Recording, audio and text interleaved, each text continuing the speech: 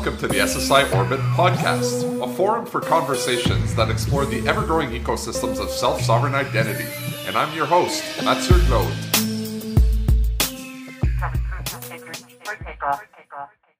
Okay, so I wanted to start the conversation off by just referring back to an article which I liked very much that was written by Samuel Smith, who is someone that I know that you're quite familiar with and have worked with and perhaps continue to work with. An article he had written called Meta Platforms and Cooperative Network of Network Effects. I think just discussing this for a minute is kind of a good introduction to the conversation that we're going to have today. One of the elements that I liked in this article that got me thinking a little bit when I read this, can't remember if it was a couple of years ago or last year, but just the conversation around platforms being able to reduce transaction costs for in different verticals. And really the main value of platforms such as Uber or Airbnb is that they reduce the transaction costs for participants that use the service in their network. And so before smartphones with connectivity and good mapping functionality was available, it wouldn't really have been economically viable to stand on a street corner and hope that a driver that you don't know will pick you up and bring you to a predetermined place. And, you know, taxis were the only solution, but you had to call one beforehand, sometimes far in advance, and there was a price associated to that. But then platforms like Uber come along and they're able to use these technological advancements to connect supply and demand. The kind of one thing. Secondly, to help transfer value through these kind of cashless exchanges by, you know, having your credit card in the app, and they create some form of trust through a rating system. And if you look at a platform like Airbnb, you could look at it through a similar lens. They do similar things. And so I often look at self-sovereign identity as kind of the next step in the journey of reducing the cost of doing business or the cost of transactions. But the significant value, and that's what Sam says in the article, is although it could reduce the costs of connecting people or transferring value, the significant value is reducing the trust costs, especially across silos, right? Platforms like Uber solves this somewhat within their existing network, but when you start having questions about how can an organization trust that a supplier across the world is who they say they are, or as a person, how could I verify that an organization that I'm interacting with that's receiving my personal data is in fact who they're claiming to be or who I believe them to be? So there is this fundamental principle today which often hinders development of our economy or of transactions, and that's trust. And so as our global economy continues to go digital, overcoming these trust challenges which are associated with digital identity management is crucial. And that's where I really see GLEIF and legal entity identifiers coming in. So kind of based on that little introduction, it would be interesting to just get perspective from yourself, Karla, on kind of what is the state of things today when it comes to how legal entity verifications are done between parties. Well, thank you for that, Matthew, because these are considerations, the ones that you brought up and the ones that Sam outlines in the article, that led us to believe that there was a role for the LEI in the organizational identity space, borrowing some of the principles from self-sovereign identity and then extending from there. So there's quite a lot of work that goes into validating that an organization, when they're applying for an LEI, is who they say that they are, that they have been formed in the place and in the way that they say that they've been constituted, that the person who is applying for an LEI has the right, in order to be able to speak on behalf or act on behalf of that company. And we wanted to take that then a step further. You refer to ecosystems and platforms and being able to take that and put that into a more ongoing or transactional type of scenario. And that's what we foresaw for the VLEI. So we start with the trust that an LEI has been properly researched, and the fact that we're requiring that LEIs inside of the verifiable LEIs actually are kept up to date, and checked in periodically with the entity in order to make sure that there's still a going concern in effect, and give them a chance to be able to keep their data from an entity and relationship level up to date. And then we extend that with the VLEI by putting a lot of effort behind being able to verify and validate when the VLEI is issued. So first we put a network of trusted providers in place, our qualified VLEI issuers. We put them in place as a parallel program to what we have for LEI issuance, and also taking a look at the digital identity world and the way that certificate authorities, for example, also are certified. And we put them in place in order to be able to issue an entity level credential for that particular organization with their LEI, and making sure that the request that comes in, that entity is asking for a credential for the LEI that has been assigned to them. And then we further extend the responsibility of our qualified VLEI issuers to have a role in the issuance of the official organizational role credentials, and putting in place a validation requirement that makes sure that when a credential is requested for an officer or some other official person in an official role for an organization, that they are validated against one or more public sources, that they actually hold that role. And then we extend further from there. We have in our governance framework, in our ecosystem governance framework, a reliance on what we think is very, very important identity verification. And so we start with the identity proofing. We started our ecosystem governance framework with NIST 863A level 2.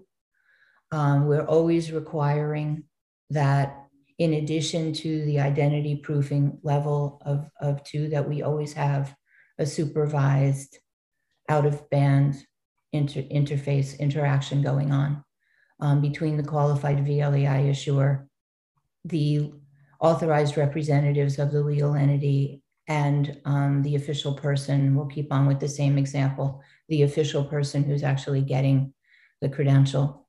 So once the identity proofing is concluded, we then keep that out-of-band interaction going into the identity authentication space, where we require the qualified VLEI issuer to go through a protocol of exchanging identifiers with the official organizational person, sending challenge messages and swapping them, and making sure that they've been signed properly, and then and only then issuing the credential to the official organizational person, so that we know that they're in control of their keys. We know that they're in control of their wallet. And by putting that effort up front, we feel that we are setting the stage in order to be able to solve that common problem of ongoing transactional trust and the costs involved in being able to validate and verify organizations and the people who represent them on an ongoing basis, and bringing that cost down as long as the keys are considered safe and not compromised. Which we'll get to a little bit of the technical architecture maybe later in the conversation, but perhaps just taking a step back for a minute for folks who maybe aren't familiar with what LEIs are. you mind giving a bit of a history on the LEI and kind of what differentiates them from other identifying solutions that are out there? And just, for example, that there are common solutions and they've been used on our company before, where we're trying to do business with a customer, and part of their due diligence process is they'll do a Dun and Bradstreet check, for example, on this.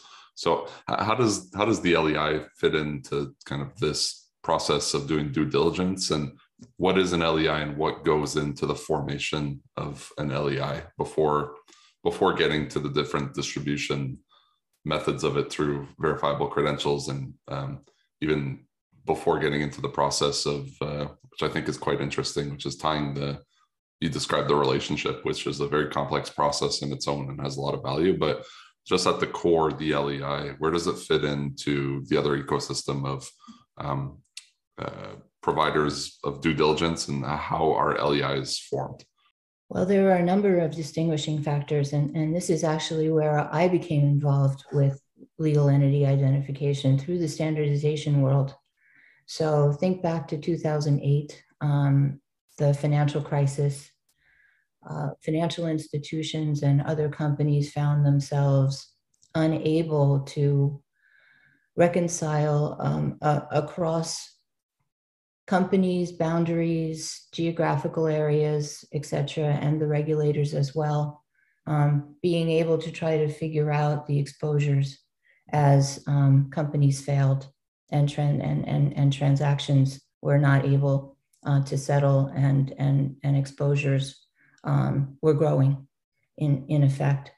And so after 2008, in the aftermath of the financial crisis, the US regulatory community came together and they issued a call to action to the private sector to work with the public sector in coming up with a legal entity identifier. It's not as if especially in the financial world where I came from, it's not as if this problem wasn't looked at before, even from a standardization perspective. And as you've already brought up, there are a number of commercial solutions that are out there as well, in effect. But there always was this problem, like a collective action problem of getting an international level legal entity identifier standard over the finish line in order to be adopted, to be implemented, and to be used. And so there were a number of principles that the regulators put forward. They wanted it to be an international level identifier. They wanted it to be a standard. They wanted it to be a broad public good for both the public and the private sector. And in order to be able to do that, eventually they came up with a business model which stressed the fact that the operations or the funds, in order to be able to operate the system and the framework itself, should come from the registrants themselves. The registrants, as in the companies, the organization should be involved in the application and registration process. So it should be based on a self-registration system. It should be based, the economics, on cost recovery, and that the access to the data, to the extent that it was not private, that it was public, it was publicly available and distributable information, should be free to all users, in effect. And so thus was conceived the global legal entity identifier system, with an organization to look after it and responsible for central operations of the global legal entity identifier foundation. And the LEI itself is based on an ISO standard, ISO 17442. And it is this basis of the standard that put together the structure of the code and the reference data, or at least the initial set of reference data that would be part of the data record. And the other distinguishing factors is that the governance model itself also envisioned ongoing regulatory oversight for the global LEI system and GLEIF.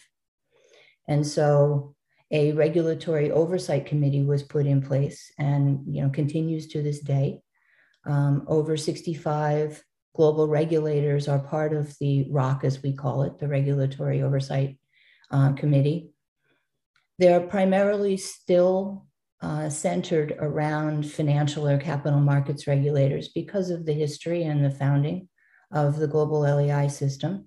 But we do see other regulators joining in later years in order to be able to participate. And it's especially from the Regulatory Oversight Committee that we have seen requirements for other pieces of data to be collected and reflected in the global LEI system, expanding on the kinds of relationships that are documented for different kinds of entity legal forms, and even the kinds of entity legal forms themselves that should have LEIs, and in some cases are required to use LEIs, especially in regulatory reporting frameworks. In effect, the standard itself is very broad.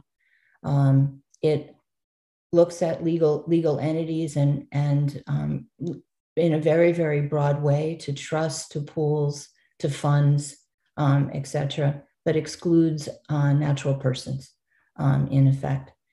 And it's these distinguishing factors, especially the way that the access, the registration system, the regulatory oversight, based on an international level standard that is put in place from a consensus body governance model that distinguishes the legal entity identifier implementation from others. Yeah, so I could definitely see the strong need for standard being at the core of this. I know you have a lot of experience in the standards world. When I was just looking up your previous where you previously worked and stuff like that, you seem to have been in the standards space for quite some time. So that was very interesting. And then I like to hear the public good aspect of it as well. But it seems like without the proper standards and without it being looked at as a public good, it would be difficult to roll this thing out kind of more broadly internationally. Where does, or how does, you say there's some regulatory oversight? You also mentioned that it's very kind of self-registered. So myself as a company, if I want to come and create an LEI for our legal entity, we would do that. Does that create some gaps? Like, what is the coverage of organizations globally that have LEIs, and how does more government involvement? Because at the same time, there's a lot of government-led initiatives to create digital identity as public goods too, right? So it seems like is there a possible intersection there, or how could public sector perhaps get more involved to reduce the gaps in the current system? Yes, we see it as well. So historically, as I said before, we have seen most of the LEIs issued, requested by organizations that have some sort of regulatory reporting obligation, historically linking back to the financial crisis, but many other regimes put in place since as well. So the global regulatory community has largely driven the initial rollout of the LEI.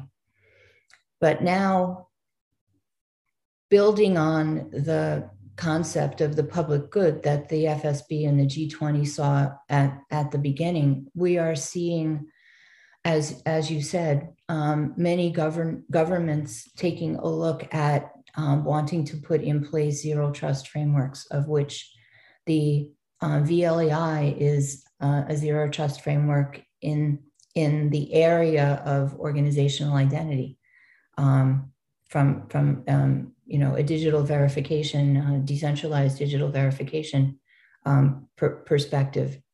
And so while the demand has largely come either because there's perceived business value by some of the registrants in order to have an LEI, but largely, of course, based historically on needing to use the LEI in regulatory reporting, putting these zero trust frameworks in place by jurisdictions more broadly in order to be able just to facilitate day-to-day business actually then extends the demand for the LEI and as a derived demand from use of the VLEI in these frameworks for organizational identity into many, many other areas. It brings the LEI relevance into other domains, into other industries. And we were at IIW earlier this year, and we had many, many sessions, anywhere from background to technical. But it was brought up that it's envisioned that many of us, as the world crosses over and starts to use the principles of self-sovereign identity, especially in the way that we're introducing it, in order to be able to intersect organizational identity with the persons who represent these organizations, that most of us are likely to get our first credential, verifiable credential, in the context of where we work, and for how we need or are required to represent our organization, whether it's in an official capacity or a functional capacity, in effect. And so you can see how the broader and wider adoption and need at a jurisdictional level, where the public sector gets involved and basically says, we're going to establish digital identity for our citizens. We're also going to establish digital identity for our organizations and the citizens in the context of when they work for these organizations. In effect, you can see how this can fuel the spread of LEIs. There was a decision made to work, and you mentioned the network of partners who are issuers of LEIs, and then I'm sure some of them are becoming or have become issuers of the verifiable LEIs.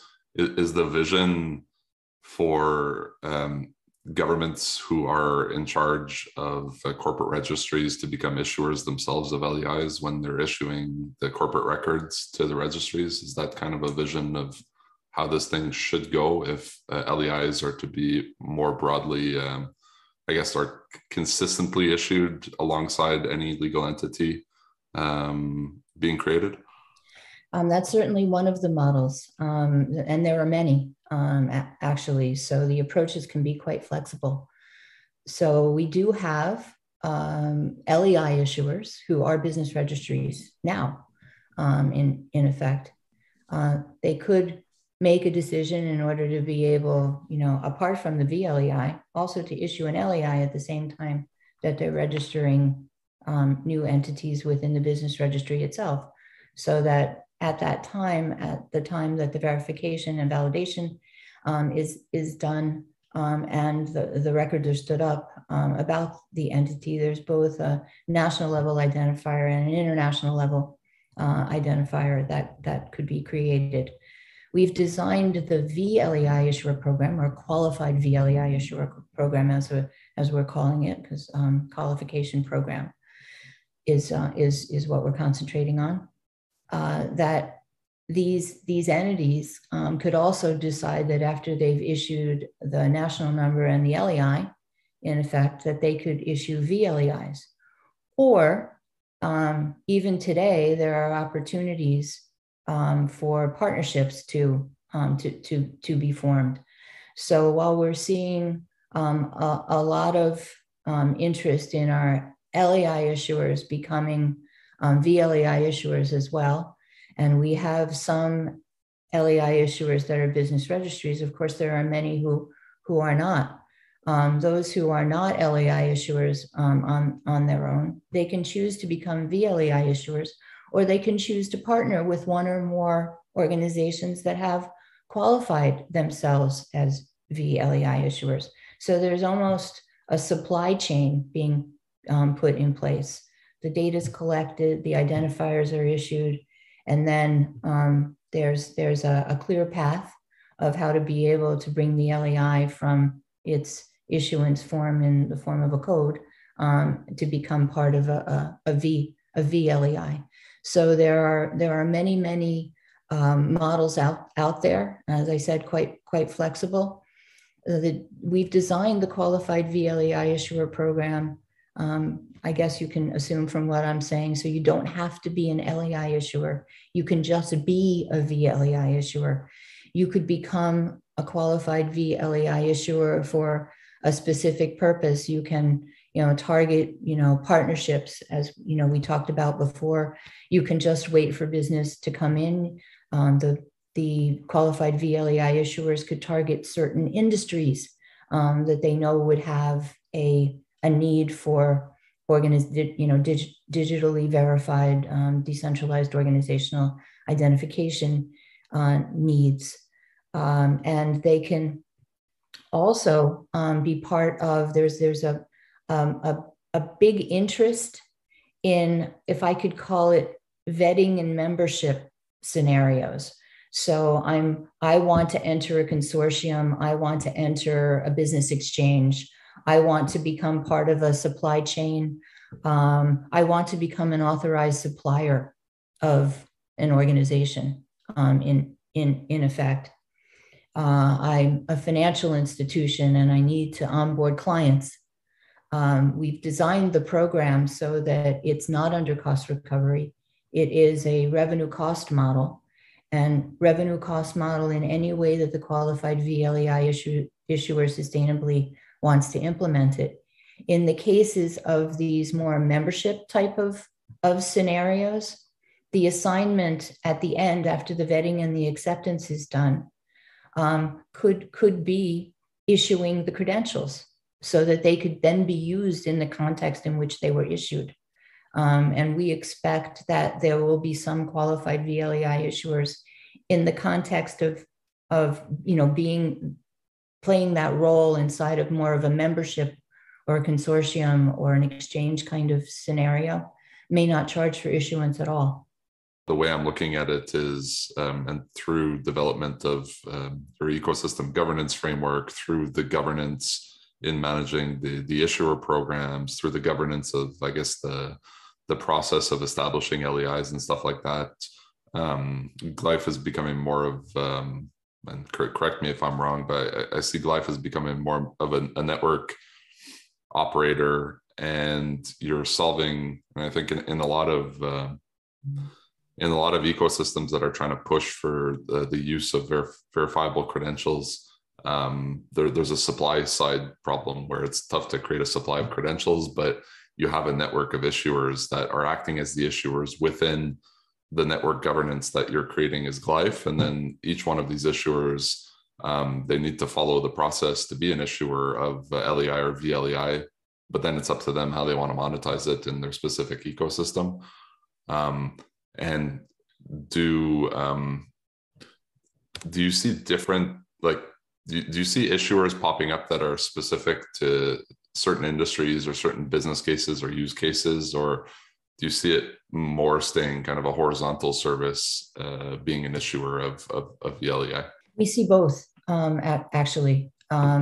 We've talked to many people over the last few years after we first introduced the concept of what we're now calling the verifiable LEI in late 2019 into 2020.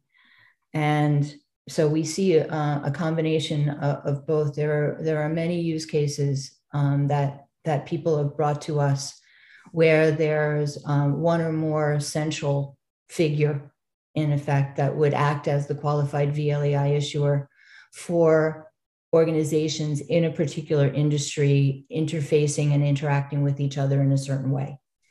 And then we're also seeing business models being put together for qualified VLEI issuers, because right now we're in the piloting phase of putting the VLEI ecosystem and infrastructure into production, and also and also anticipating the launch of the qualified VLEI issuer program itself, in effect. So we are seeing a mix where some will put themselves out there just to be able to serve any and all who want to be able to approach them. They'll probably target, if they are LEI issuers already, they'll probably target those organizations for which they have issued LEIs already and ask them if they want VLEIs. But we also see quite a strong demand in a few industries in order to put one or more QVIs, as we call them, in place in order to be able to service the need for a particular industry in a particular use case or set of use cases. You talked about relationships earlier. I feel like that's one of the toughest things to really nail, is that on one side, you could do ID proofing and generate a level of assurance that you're looking to generate according to whatever. It could be a NIST recommendation or whatever. So you do the ID verification for the natural person. And on the other side, there's certain know your business or checks done on the legal entity. How do you go about establishing the relationship between the natural person and the legal entity, and what are some of the challenges in doing that? So what we've put together is to be able to leverage the needs of the legal entity. So what we're putting in place actually puts decentralized, more automatic verification in place for the needs that are already there. So if I'm a legal entity, I already have people who work in the organization, and they need to represent the organization either officially or functionally. So in the governance framework, we have put requirements in for the qualified VLEI issuer to work with the legal entity, because this is a little bit of a variation, if I could call it, of self-sovereign identity. The relationship that we're looking at is that of an organization and one or more people who are representing it in some sort of way. And they're representing it because they have a certain relationship with the organization, or they have a certain engagement with the organization, and they perform a particular role for the organization. So it's kind of a melding of the two, in effect. It's not just me getting a credential as me as a natural person. The credential only makes sense in the context of how I'm either representing or interacting with the legal entity, in effect. So the requirements between the qualified VLEI issuer are for the legal entity as they contract with the qualified VLEI issuer, for them to put one or more official representatives in place or authorized representatives in place in order to be able to issue instructions to the qualified VLEI issuer. Those would be instructions to issue, and they would be instructions to revoke the credentials. And so the legal entity, in effect, is creating and forming and managing its own wallet of credentials for its organization, but it also needs to involve the person themselves in that process. And so the legal entity decides who is to get either official organizational role credentials or the more functional kind of credentials that we call engagement context role credentials. I can give you examples of both. You can look me up on the New Jersey Business Registry, and you can see that I am the registered agent for GLEIF Americas. In effect, that would be an official organizational role credential, and GLEIF Americas would decide that I would get that credential. They would decide when I would get it. They would give that order to one of the authorized representatives that is authorized to interact with a qualified VLEI issuer. And we're putting credentials in place. We're actually using the credentials inside the governance framework in order to be able to make sure that the qualified VLEI issuer and the authorized representatives from the legal entity are managed properly as well. In effect, we don't want anybody walking in to a qualified VLEI issuer and saying, so-and-so is on vacation this week, and so I'm going to tell you what credentials in order to issue. We've put governance in place, so this is anticipated and managed in effect. And so after the issuance request has been made, the identity proofing and the identity authentication of me as a person starts to happen. So I get involved. I have to send my credentials in to the qualified VLEI issuer. When they get me on the interactive out-of-band session, so that so that we have a separate connection in addition to the software that we're using to issue the credentials, in effect, which is another security feature. They finish the identity proofing. They see who I am and that I've sent them credentials that proves that I'm me. And then we go into the second part, which is the identity authentication. And that's, of course, the creation and the swapping of the identifiers, the challenge messages being exchanged and signed, etc. And then my credential goes into my wallet, but a wallet that we anticipate that it's going to mostly be wallets that the organization has chosen for where the employees will keep their credentials. So you see how it's a melding of the two worlds together. It's the organization and the person together, and that's how they interact in order to be able to make this work. What I really like as well is it's and I saw this trend happening just in the ID proofing vertical or the ID proofing world, where there was a lot of companies that were offering document authentication and biometric services, but these are often kind of one-time transactions that, for example, a financial institution will use when they're onboarding a customer, but these are kind of one-shot things. And then a lot of these ID verification companies started getting into the whole anti-money laundering solutions, which includes a lot of transaction monitoring and constantly refreshing from different registries and offering analytic services. So this is quite interesting because I see a lot of similarities here, where we often talk about these like high value credentials, like government issued credential or an employer issued credential. But then you could start to see by bringing the relationships in between the two of them, that's where it becomes important to have more frequent refreshes and updates that are aligned to the governance that has been set. So I find that particularly interesting. So is it fair to say that in any of these models or in any of these use cases that we're discussing here, GLEIF itself is the root of trust?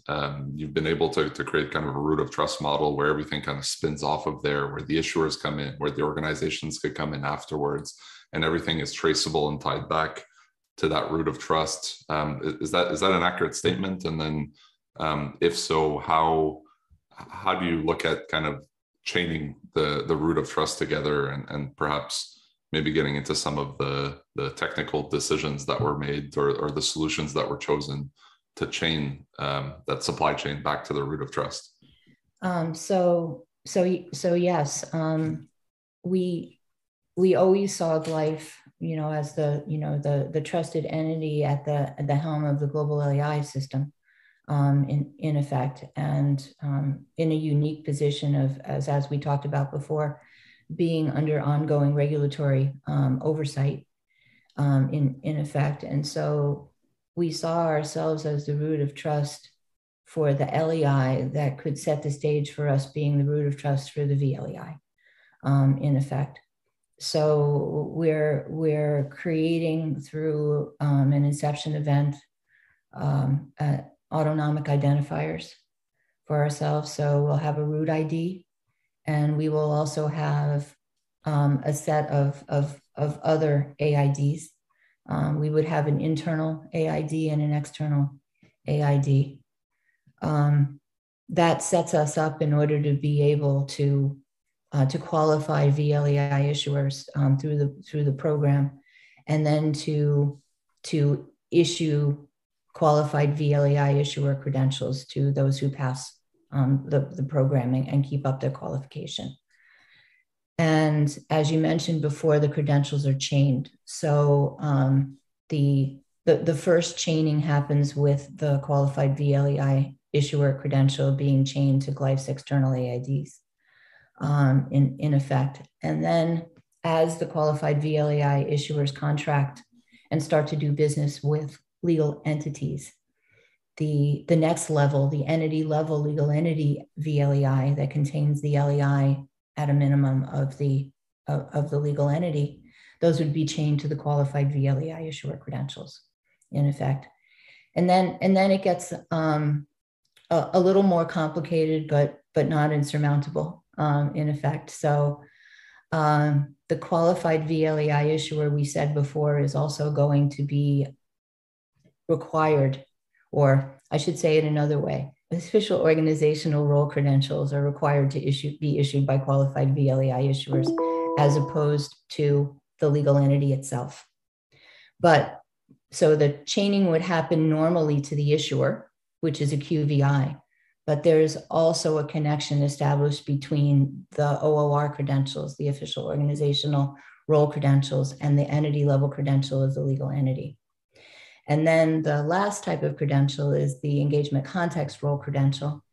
And those are the more functional credentials. Me as head of standards for GLEIF, for example, GLEIF gave me that role, and they can decide as an employee to give me a credential in order to be able to represent it in effect.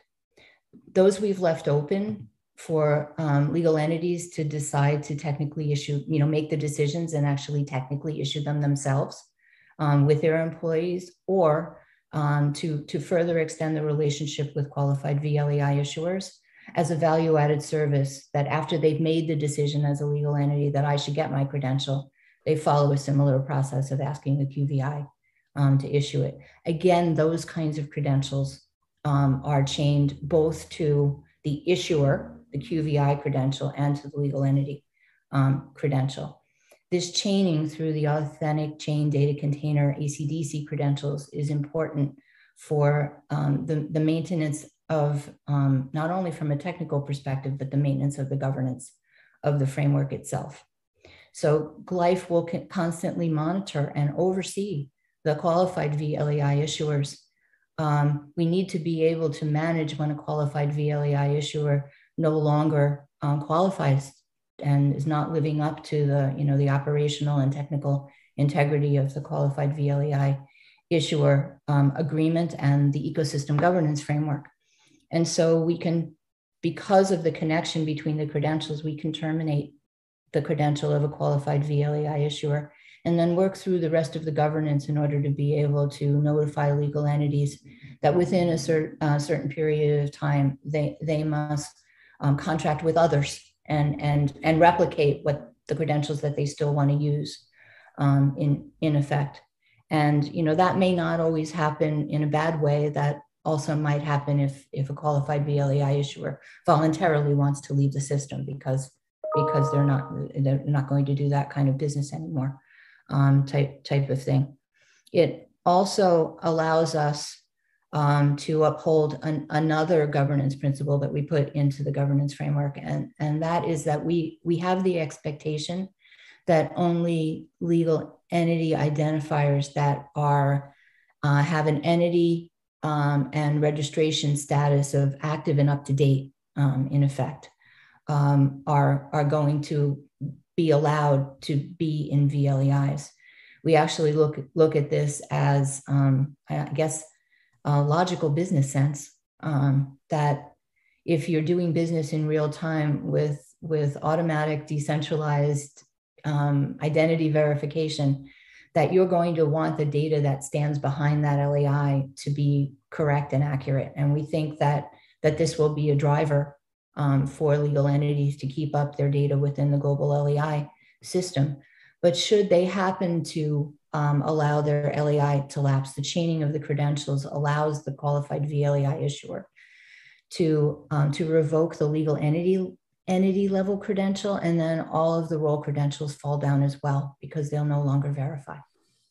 Yeah, that's super interesting. So the concept of revocation is looked at a little bit differently because there are certain parameters that can happen because of an LEI issuer, or even because a legal entity is its state has changed, or it's no longer a legal entity. So basically, the concept of revocation, if it happens at a certain spot in the supply chain, everything that has happened downstream should get impacted by that. Whereas in other models where credentials aren't chained together, when there's a dependency between them, it's a little bit difficult to do a mass revocation.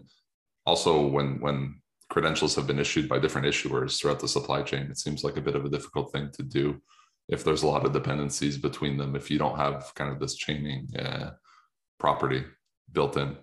Yes, we definitely have taken a look at that, and it's not built into the ecosystem governance framework that it should be a surprise. So a legal entity is going to be reminded by both its LEI issuer and its qualified VLEI issuer that there's a danger within a certain period of time, that if they don't take action in effect to renew and to confirm that their data, review and confirm that their data is correct. And so there's a period of time.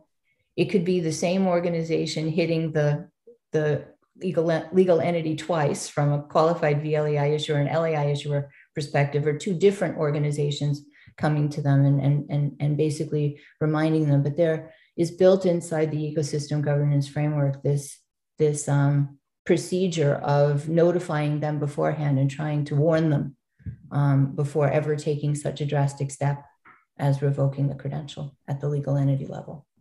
Yeah, and in a use case where an employer is issuing digital credentials to their employees to use for accessing a physical building or accessing the intranet or certain software and stuff like that, it's kind of the more and more of these use cases come downstream from the root of trust, the more incentive, I guess, there is for the organization to ensure that they keep stuff up to date, or else all of their processes downstream are going to fall apart. So that's pretty cool. There's a lot of movement towards the Hyperledger Indy AnandCred credentials, and there's a lot of movement as well on the W3C JSON LD or BBS Plus credential type of things. And a lot of the public sector, public good digital identity initiatives that we're looking at throughout the world, like that permissioned governance model, just because they want to be able to manage on kind of a private network who is able to issue, who could issue what, and a lot of the other governance aspects to do with that. Does bridging the architecture that GLEIF has put into place with the architecture that different public sector governments or whatever private sector ecosystems that exist, is bridging the two something easy to do? How do they play together? How do they not? How are you looking at, I guess, the big question of interoperability between these two things? Well, one of the reasons we met Sam Smith, who you talked about at the beginning of our conversation, and continue to work with him, is that in keeping with the thinking that the VLEI could be a broad public good, we wanted to be able to allow it to be implemented and accessible by as many organizations, domains, industries, technical architectures, use cases, et cetera, that we could. In effect, that it would be almost as a module that would drop in to the business and the interaction that the players were that chose to use it in their use cases and their ecosystems would have chosen. And so we chose to implement based on KERI, Key Event Receipt Infrastructure, which of course was created by Sam. And this interoperability, and you know, I'm the least technical on the team, is accomplished by tunnels being built, the connections being built between the global VLEI ecosystem and infrastructure through a series of tunnels that can connect to cloud infrastructures and can connect to the different blockchains and different implementations of distributed ledger technologies in effect. We ourselves we use ledgers, obviously, but not blockchains within the way that we're going to manage the infrastructure and the system and the logs of the issuance and revocation of credentials, for example. And our introduction to the SSI world was actually through the Hyperledger community. And so many of the use cases that we've been presented with since we started this journey have been implementations of Hyperledger Indy and Aries especially. And so the first tunnel that we're looking to be able to implement is that connection between the VLEI and Hyperledger in effect. Sam and others on our technical team can speak more broadly on and more specifically on the next issue that I'm going to receive, but that I'm going to talk about. But we made a particular decision to use JSON schema as opposed to JSON LD, and it was a security decision that was presented to us by Sam. Actually, it was that in JSON LD that you needed to rely on going somewhere else in order to be able to check in effect to a place that could have been updated or altered in some way between the time that you received the credential and the time that you're doing the checking. And so we have JSON, just plain JSON schema associated with the ACDC credentials, as opposed to the JSON LD schema that are associated with the 1.0 version of the verifiable credential standard. But that was a decision made for security reasons. And we're socializing that within the more technical of us are socializing that within the self-sovereign identity community. And beginning those discussions as to whether the approach that we took also could be accepted more broadly by the community. Outside of the capital market use cases which drove all of this, what are some interesting early use cases that you could talk about for VLEIs, perhaps in specific industries, or just particularly interesting use cases that you're seeing as part of kind of the pilot programs that you're running right now? We've seen quite a lot of interest from a variety of areas. Ines will be happy that we're able to work with other industries that are endorsing the VLEI. Publicly, we have seen announcements in the past from the pharmaceutical industry that is looking within their supply chain for a variety of use cases to be able to utilize both the LEI, which they had not utilized previously, as well as the VLEI. One of the first use cases is to be able to verify that an e-leaflet, so that list of ingredients, interactions, warnings, restrictions, what you're supposed to do or not do with a particular pharmaceutical product is a regulatory requirement for the pharmaceutical firms when they manufacture and distribute pharmaceutical drugs in effect. And the VLEI would be able to be tied to one of these leaflets so that anybody reading it, whether it's a doctor or a patient or a regulator, could see that that leaflet was actually posted by that particular pharmaceutical firm. And it's seen as an anti-counterfeiting measure in order to be able to secure this important information that comes with drugs.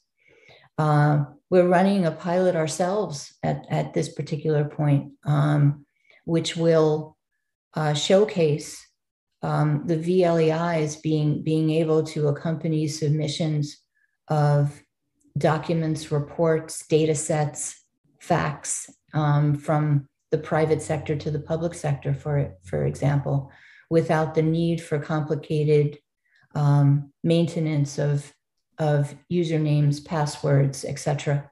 That a VLEI or one or more VLEIs could sign these submissions, and then the verification can be done, and then the information can be accepted into the public sector's system, entity system. For example, we've seen demand in aviation, we've seen demand in financial services, going back to the client onboarding example that we talked about a bit before, about a financial institution using the LEI and using the LEI as a basis for client onboarding, and then leveraging it further inside the organization as the relationship continues, because they're under responsibilities for ongoing know your customer requirements, anti-money laundering, sanction screening, etc. So those are our early examples of where we're seeing the demand and some use cases for the VLEI. And we've also been in touch with the telecom industry in certain aspects, who has an issue with when we get texts and verification codes and you've won this wonderful prize for paying your bill on your phone. Is it real? Or if you click, will bad things happen on your phone, for example? So there are identity issues there as well. I've always thought these types of communications, and even through other mediums like email and stuff like that, would be great areas where an LEI could come into play to bring assurance to the recipient of it that whoever is contacting them is in fact who they're claiming to be.